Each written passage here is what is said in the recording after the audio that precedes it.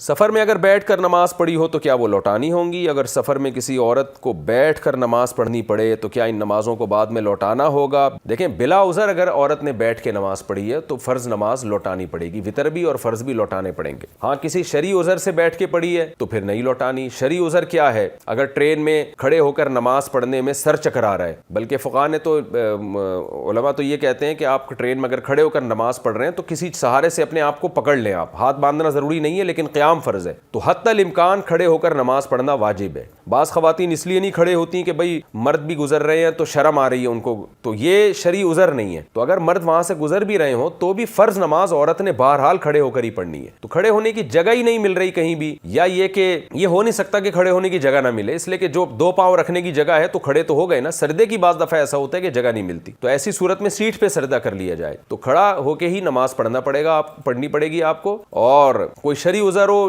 دماغ چکرا رہا ہے، کوئی بیماری ہے، ٹانگوں میں درد ہے، گھٹنے موڑنا مشکل ہے، جو آج کل جو بیماریاں لاحق ہو گئی ہیں، تو ایسی مجبوری میں چاہے سفر ہو یا حضر ہو، بیٹھ کے نماز پڑھی جا سکتی ہے۔ لیکن شرعی عذر کے بغیر کسی نے اگر بیٹھ کے نماز پڑھ لی ہے تو اس کا لوٹانا واجب ہے۔ فرض نماز اور وتر کی بات کر رہا ہوں میں۔